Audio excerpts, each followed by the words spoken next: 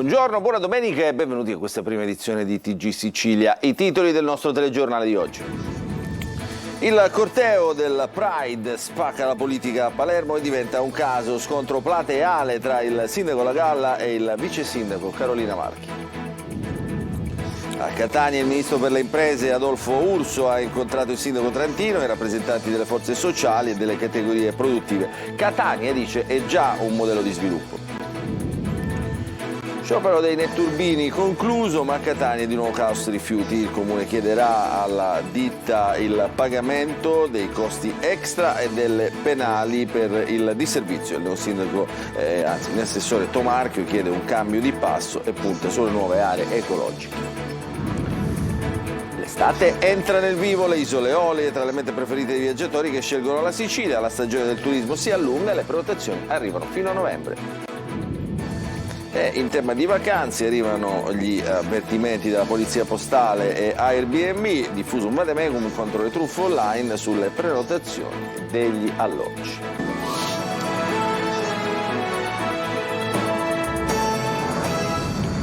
Ancora buongiorno e benvenuti a questa edizione di TG Sicilia. Apriamo il nostro telegiornale con la polemica che si è consumata ieri a Palermo in occasione del Pride, il corteo che ha spaccato Palermo. La politica di centrodestra si divide sulla manifestazione andata in scena tra le vie del centro. Scoppia una battaglia che ha visto da una parte il vice sindaco Carolina Marchi, parlamentare di Fratelli d'Italia, e dall'altra il capo dell'amministrazione di centrodestra Roberto La Galla, che ha trovato il sostegno invece di larga parte della propria maggioranza e nell'opposizione.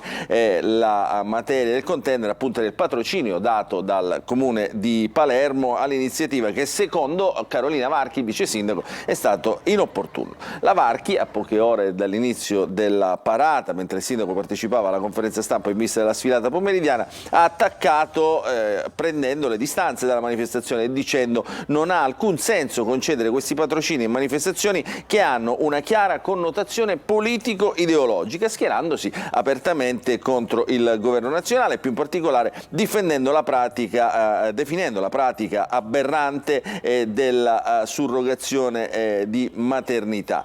La Galla invece ha provato prima a dissuadere e a alleggerire lo scontro, che poi è diventato uno scontro frontale con gli alleati di Fratelli d'Italia, e parla invece di legittima espressione del pensiero da parte della sua vice, ma sottolinea il sindaco di Palermo, in qualità di primo cittadino ho il dovere di interpretare non il pensiero dominante ma tutte le sensibilità che stanno all'interno della comunità. E cambiamo argomento. Ieri è arrivato a Catania il ministro per le imprese Adolfo Urso, che ha incontrato in municipio, a Palazzo di Città, il sindaco, il nuovo sindaco Enrico Trentino, ma anche le categorie produttive, investimenti e sviluppo alla zona industriale di Catania al centro del dibattito. Ce ne parla Simona Mazzone. Ha parlato di sviluppo e crescita anche di fronte all'impennata di Enel ed ST Microelectronics, che assieme a Leonardo e Fincantieri lunedì prossimo parteciperanno a Berlino al vertice trilaterale di politica economica. Il ministro delle imprese e del Made in Italy Adolfo Urso, che a Catania ha incontrato il sindaco Enrico Trentino sul tema dello sviluppo industriale nell'area metropolitana etnea. Il ministro ha anche parlato di progetti per le piccole imprese. Ci siamo confrontati insieme all'amministrazione e rappresentanti del sistema produttivo e sociale della città, dell'area industriale, per segnare una nuova tappa di sviluppo e di crescita in una piena collaborazione tra comune, regioni, governo nazionale, per cogliere le nuove opportunità che vi sono, tanto più importanti per la Sicilia e per questa area che ha sempre rappresentato il polo di crescita dell'isola. Secondo Urso ci sono occasioni da non perdere e Catania può investire soprattutto in farmaceutica, digitale e tecnologia green, che sono le linee di sviluppo dell'Europa.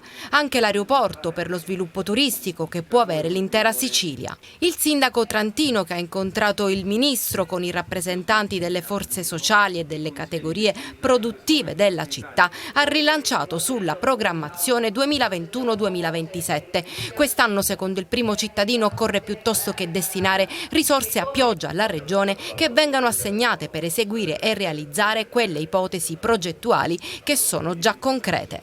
Ho subito raggiunto un'intesa con Confindustria, con ANCE e con altre associazioni del settore affinché loro ci aiutino nella fase della progettazione e noi a quel punto abbiamo delle rivendicazioni da proporre con la programmazione 21-27 al Ministro Fitto, perché quest'anno piuttosto che destinare risorse a pioggia alla Regione destineranno le risorse necessarie per eseguire e realizzare quelle ipotesi progettuali che sono già concrete.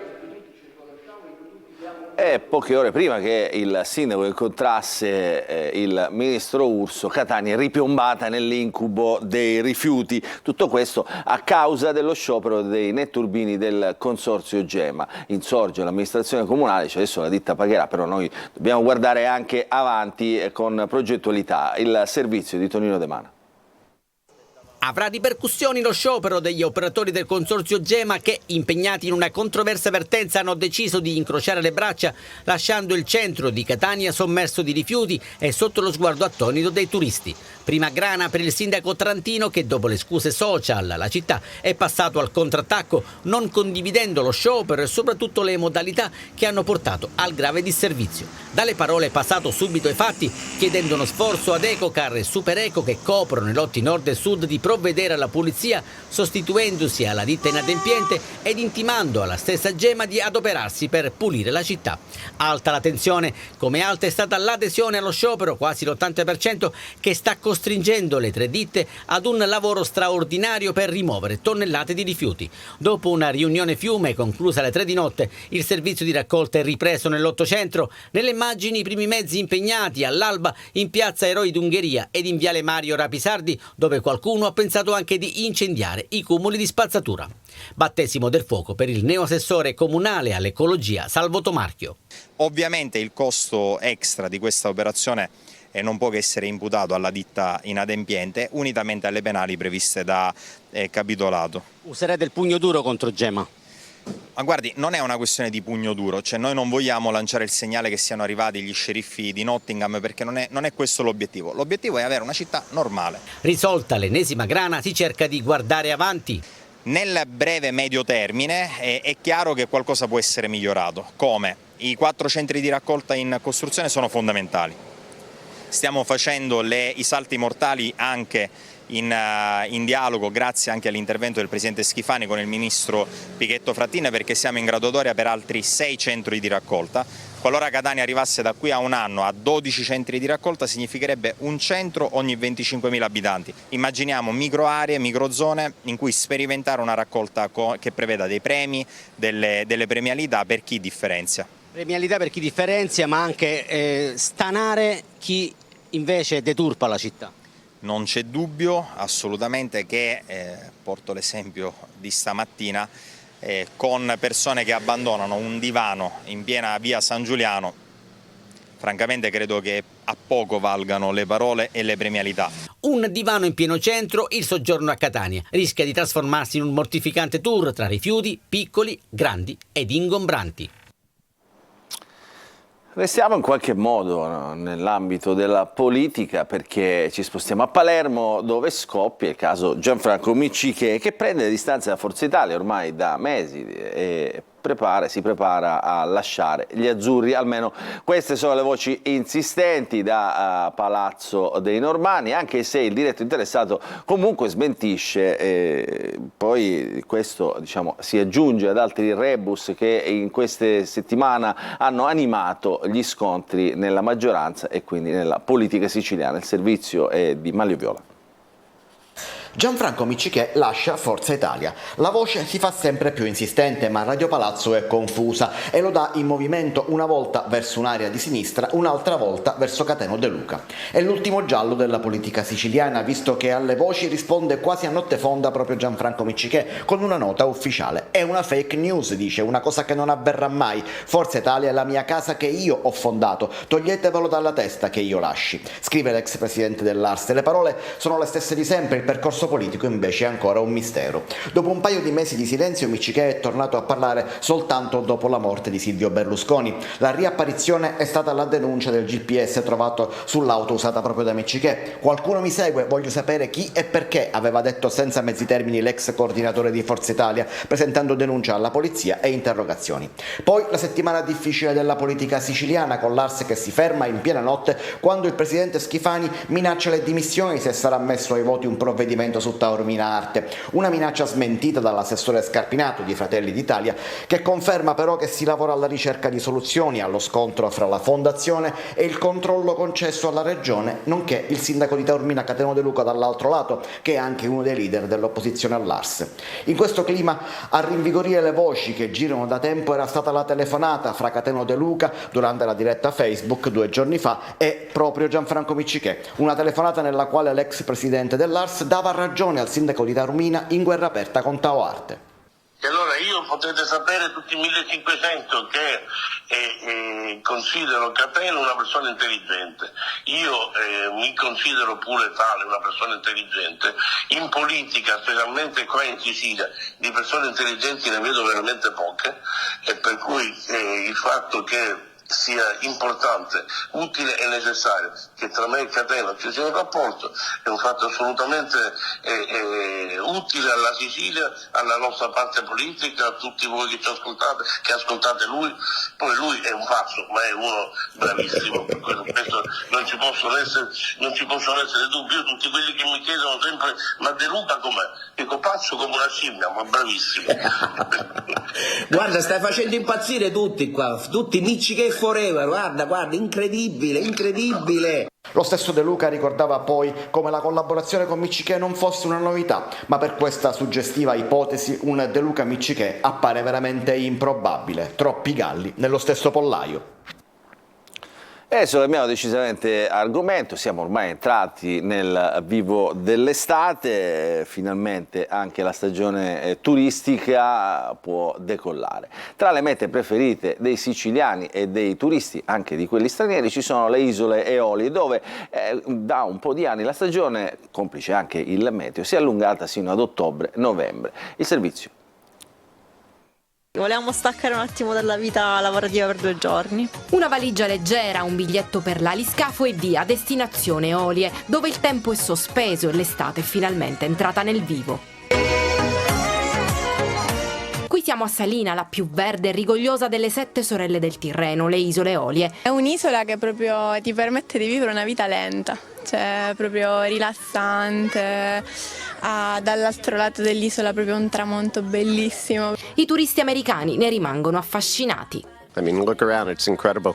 Questa coppia arriva da Miami ed è rimasta stupefatta dalla bellezza dei paesaggi e dalle spiagge. Nulla di paragonabile a Miami Beach, con tramonti che rimangono nel cuore. Just a piece of paradise, really very beautiful. E poi c'è il cibo: capperi, cocunci, malvasia delle lipari, granita e il famoso pane cunzato. Quando hanno saputo che avremmo fatto le vacanze alle isole Eolie ci hanno praticamente obbligato a venire a mangiare qua. Noi arriviamo da una zona molto importante per il vino, rosso, e vederli così a picco sul mare è stato emozionante. La stagione turistica 2023 è partita a rilento, con i mesi di aprile e maggio che non hanno dato le soddisfazioni degli anni precedenti a causa del maltempo, ma con buone prospettive per il futuro. Noi siamo pieni, luglio e agosto sicuramente, poi anche già settembre, forse sarà anche più lungo verso fino a novembre. Da un paio di anni ormai è ripartito il turismo internazionale, che è un mercato molto forte, specialmente quello americano e anche australiano.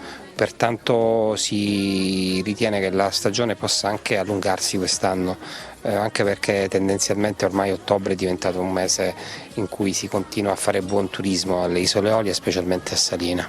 Anche se i problemi per le Eolie rimangono quelli di sempre, i trasporti. Dei collegamenti marittimi e soprattutto l'assenza di un piano di trasporti integrato con i porti, dagli aeroporti e ai porti. Questo è un problema perché incide su un bene primario nella società moderna, ossia il tempo, per cui oggettivamente raggiungere le isole Eolie ha un costo in termini di tempo in questo momento poco sostenibile. E a proposito di vacanze, arrivano anche i consigli su come non rimanere fregati dalle prenotazioni online di alloggi privati nei quali soggiornare. La Polizia Postale, in collaborazione con il servizio Airbnb, mette in guardia gli utenti per evitare che una truffa trasformi le tanto agognate ferie in un incubo. Il servizio.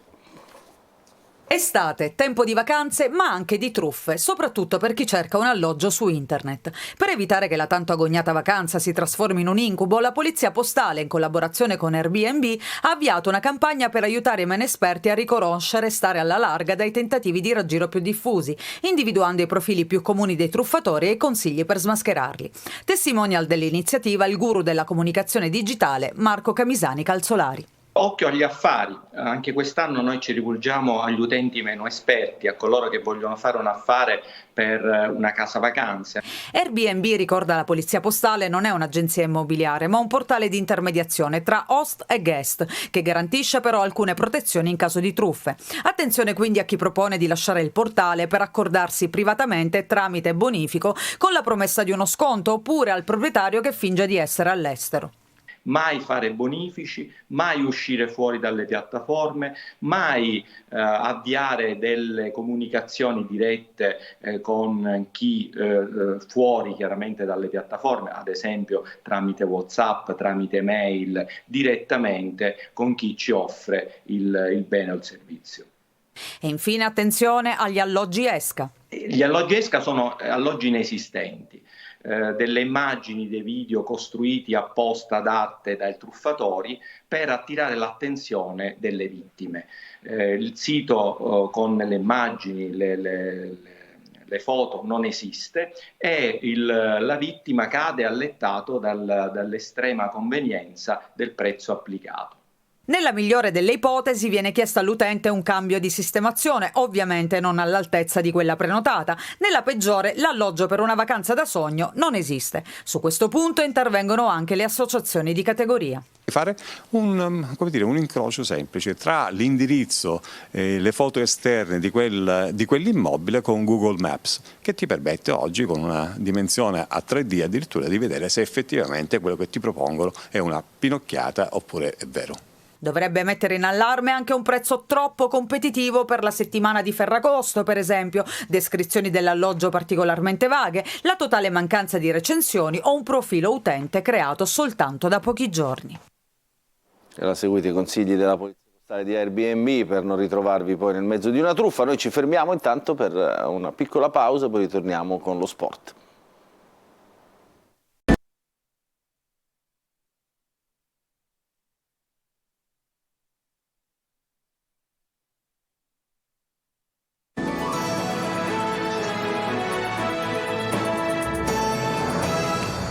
Ancora ben trovati nella seconda parte del nostro TG Sicilia, parliamo di calcio. Si è svolta a Palermo la prima festa del calcio siciliano, premiate tutte le società che hanno vinto i campionati dilettantistici. Francesco Trion. Grazie. La prima festa del calcio siciliano è stato un evento per celebrare tutti i club della Sicilia. La manifestazione, ideata ed organizzata dal Comitato Regionale Sicilia della Lega Nazionale Dilettanti, presieduto da Sandro Morgana, ha avuto come palcoscenico la Sala Rossa della sede federale di Ficarazzi, gremita dalla presenza dei vertici del Comitato Regionale Sicilia, oltre che dai presidenti, dirigenti, tecnici e giocatori delle società isolane. A condurre l'evento la giornalista Nadia Lamalfa, affiancata dal comico palermitano Sasà Salvaggio, che ha proposto il meglio dei suoi sketch tra risate, ironia, barzellette e tanto divertimento. Nel corso dello spettacolo sono state premiate tutte le squadre risultate vittoriose dall'eccellenza alla seconda categoria fino ai campionati giovanili, al calcio al 5, al calcio femminile e al campionato regionale e-sports. Inoltre sono stati premiati i ragazzi e lo staff della rappresentativa Under 19 di calcio a 5, campione d'Italia nell'ultimo torneo delle regioni. Premi speciali sono stati quelli al miglior giocatore della stagione Antonino Carbonaro, capocannoniere dell'eccellenza con la maglia della Leonzio, migliore allenatore Nicolò Terranova, vincitore del girone A dell'eccellenza sulla panchina dell'Acracas. Il premio come migliore arbitro è andato a Davide Patti della sezione di Palermo. È stata veramente la naturale chiusura di una stagione meravigliosa, di una stagione nella quale abbiamo veramente detto che per la prima volta dopo l'esperienza del Covid abbiamo ripreso senza nessuna preoccupazione, senza nessuna paura, e quindi c'è stata una grande risposta delle società in senso di partecipazione ma anche in senso tecnico-sportivo, perché sono stati campionati di grande intensità sotto il profilo sportivo. Hanno avuto qualche problema, lo dico sempre, non me lo nascondo, tuttavia prevale il fatto che c'è stata una partecipazione di grande importanza. E con questa notizia si conclude questa prima edizione del mattino di TG Sicilia. Vi ricordo che l'informazione su Antenna Sicilia ritornerà più tardi alle 13:30. Nel frattempo vi lascio alla rassegna stampa curata oggi dalla collega Emanuela Corsi. Grazie per averci seguito, buon proseguimento di giornata.